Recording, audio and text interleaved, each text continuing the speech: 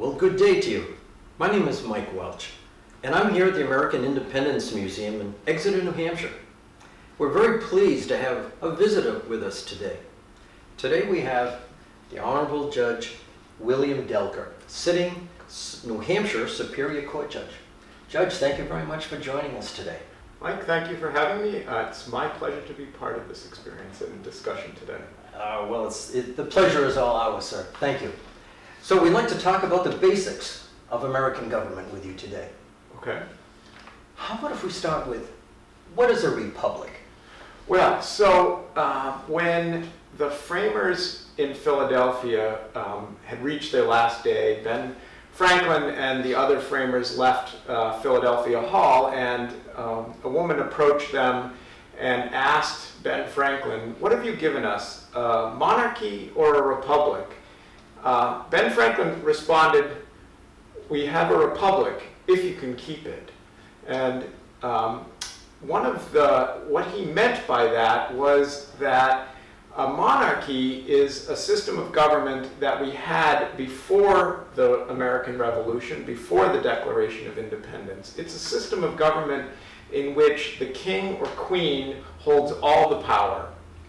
A republic is a very different system of government that the framers created. It's a system of government in which all of the power resides with the people. That term republic comes from two Latin words, res publica, and roughly translated, those words mean government by or government of the people. And so Ben Franklin was explaining to this woman who was curious what had come out of the Constitutional Convention that we had now a republic in this country. Ah, a government of the people. So is then a republic a form of democracy? Absolutely. So a republic is a form of democracy. Democracy actually comes in a few different forms. There is one form of democracy is a representative democracy, and that is really what a republic is. So representative democracy is what they created. And the other form of government is a direct democracy, and perhaps we can talk a little bit more about the distinctions between those.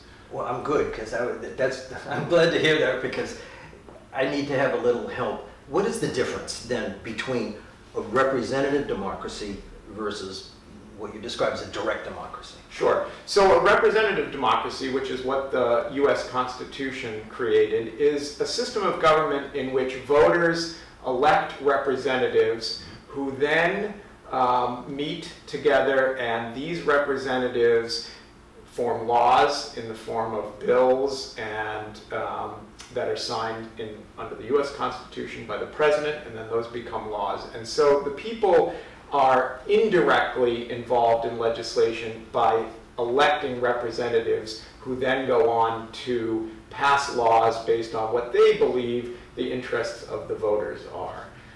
And direct democracy is a different form of government. Could you elaborate a little more on a direct democracy? Sure. So direct democracy is a more rare form of government because it's fairly cumbersome. So a direct democracy is a system of government in which the people actually create the laws themselves. And we here in New Hampshire actually are quite lucky to have a form of direct democracy, and we've had it for hundreds of years in the form of town meeting. And so for anyone who's been to a town meeting, what happens at a town meeting is that the people come together at the meeting. They debate what the tax rates should be. They debate how to spend the money that is raised by those taxes. And then they vote on those proposals directly at the town meeting. So instead of electing representatives who then decide what the tax rate is or how to spend the money at a town meeting, in a direct democracy, the people make those decisions for themselves right there in public assembly. And that's hard to do when you have lots of people in a big country like the United States, but in a small town like Exeter or many of the other small towns in New Hampshire, it's much more manageable. And so direct democracy has really remained quite alive here in New England. And it's quite a regular thing here in New England to have among the towns to have their own town governments. That's a fascinating and wonderful concept to have. What do you suppose Benjamin Franklin meant when he said, "You have a republic if you can keep it"? Well, so in a monarchy, which was the system of government, as I said before, that we had before the American Revolution, all the power resides in the king or queen. And in a monarchy, the king or queen gets that power simply by birthright. So because they were born to the former king or the former queen, they then inherit that power naturally. They don't need to do anything to earn it. It's not a matter of merit. But in a republic, the power remains with the people, and the people have to exercise that power. Unless they vote and participate in the government won't work. It depends on each and every one of us to be actively involved in the republic to keep it alive. And that's what Ben Franklin was getting at, that we have to keep it alive by remaining actively involved. And the best way to be actively involved would be to vote, I assume.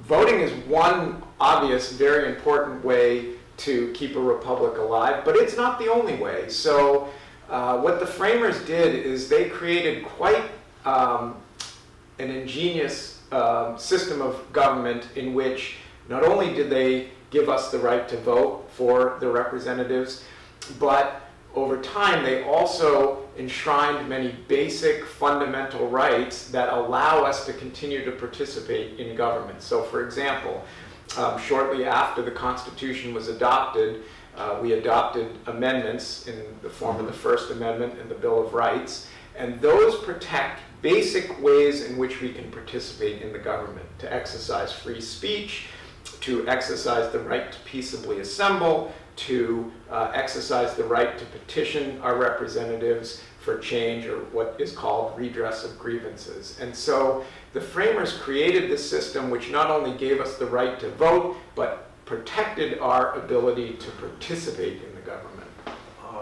And as time went on, the Civil War and other major events, other amendments were added, and all of these were helping to solidify those original beliefs and actions by the people to make that government an active democratic republic. Am I wrong? That's exactly right. So one of the things that the framers recognized is that what the conditions in 1787, when the document was written, weren't going to remain that way forever. And so they created a document that was capable of adapting to change over time. And so one of the provisions of the Constitution allows for amendments. And there have been many amendments over the years, but some really fundamental amendments involve the expansion of the right to vote. So when the Constitution was written, the framers left the decision about who had the ability or power to vote up to the individual states. And so each state had different rules about who could vote and what age they could vote and what the qualifications for voting were. But over time it became more clear that having different rules in different states wasn't really fair, and that there needed to be some changes to that process over time. So how do we keep the republic as a republic? How do we keep that as a living, breathing, how do we keep it alive today? Absolutely. So the most important way is to get out, to vote, to be connected to the representatives, to exercise those fundamental rights that the framers enshrined in the Constitution, the right to free speech, the right to protest and assemble, the right to reach out to your representatives and tell them what your interests are and what interests that they should be voting on, because that's what a representative democracy is. We elect people who are supposed to represent our interests in Washington. And the way they know what our interests as the voters are is by exercising those rights of speech and petition to the government, which are also recognized in the Constitution. Well, this has all been very fascinating, and cannot thank you enough. Judge William Delker,